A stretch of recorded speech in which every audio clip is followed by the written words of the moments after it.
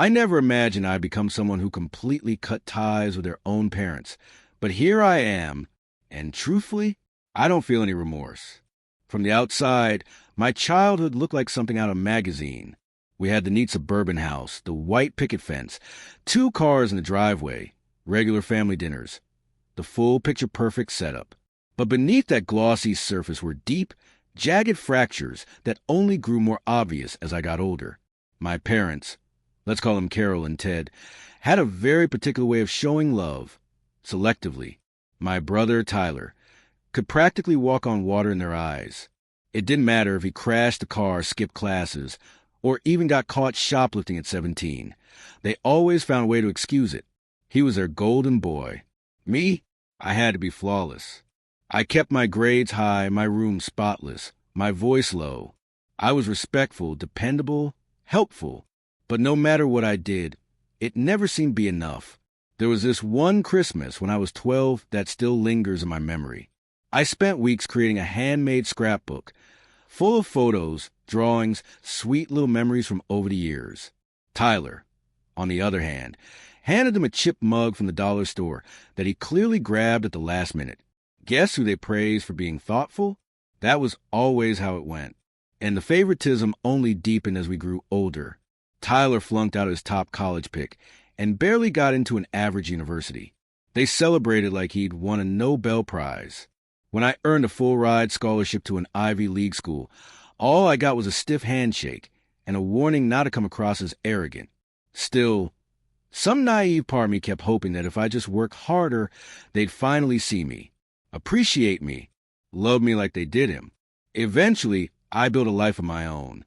I became a civil engineer, bought a condo by the time I was 27. Then I met Daniel, kind, witty, supportive, everything I had hoped for in a partner. We were together for 3 years before getting engaged. I was over the moon when he proposed. But when I shared the news with my parents, the reaction was lukewarm at best. My mom barely reacted. My dad, he raised an eyebrow and asked, "You sure he can support a family?" A family? I earned more than Daniel. We split everything equally.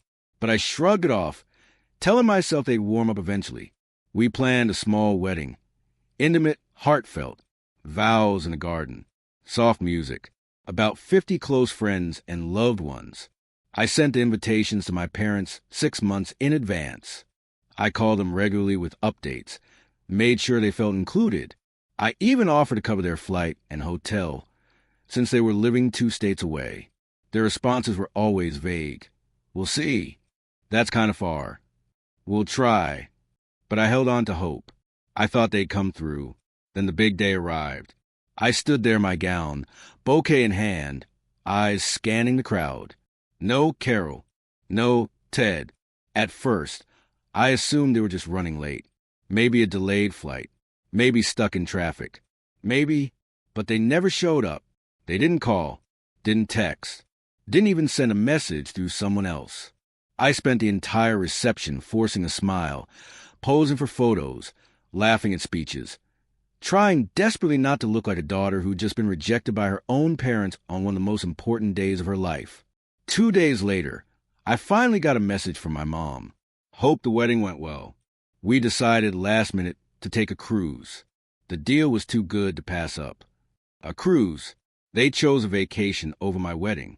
I was stunned. My hands trembled as I dialed their number, trying to stay composed.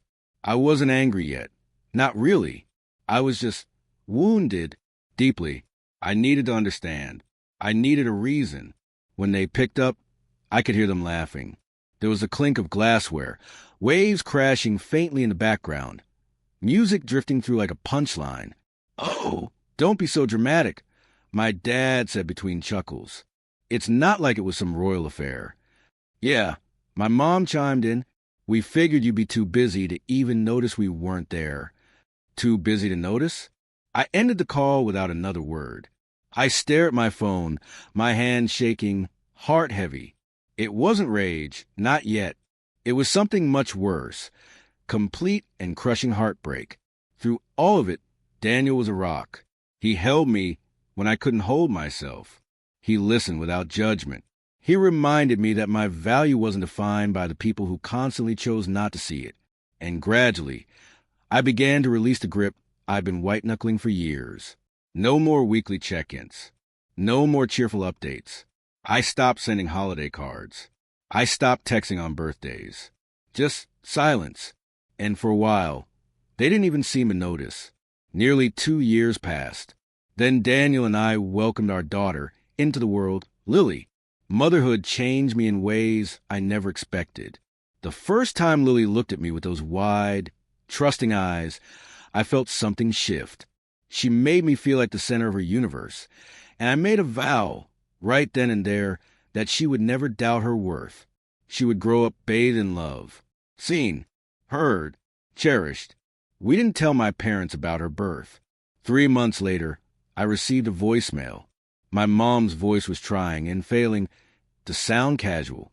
She said she'd heard from a distant relative that I'd had a baby. Her tone wavered as she said, "Give me a call when you can. We'd love to meet our granddaughter." I didn't return the call. Then last year, everything escalated. My dad suffered a serious stroke. It left him partially paralyzed and in need of intensive rehabilitation. My mom was overwhelmed, trying to manage his care alone. Tyler, in true fashion, was nowhere to be found. That's when a flood of calls began. First from my mom, then my dad, then extended family. "Could you come for a few weeks?" "Just until we get things sorted. You've always been a dependable one." I didn't reply.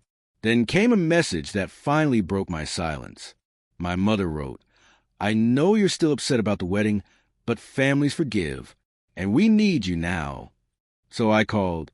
She answered instantly. "I knew you'd come around," she said with relief in her voice. I didn't respond right away. Then I said, "Do you remember when I asked why you skipped my wedding and you both laughed?" Dead silence. I continued, "Well, I laughed too when I read your message." She tried to interject, to explain. Maybe I didn't let her. I ended the call. Then I blocked her number. I blocked my dad's too, and Tyler's, right after he texted, "Stop being bitter. They're getting old." I wasn't bitter. I was finished. Now, almost a year has passed. Daniel and I are expecting our second child. Lily is growing up bright, joyful, safe. Our home is full of bedtime giggles, shared meals, warm hugs, and unshakable love. The kind of love I never had as a child. And I've come to understand something important. Family isn't about DNA. It's about the people who stand by you, love you fiercely, and never make you question your place in their heart. When people repeatedly show you that you don't matter to them, believe them. Walking away from my parents wasn't easy. It was painful, but it was also liberating. Now, when I laugh, it comes from a place of genuine joy, not buried pain. And I've made a promise to myself, one I intend to keep.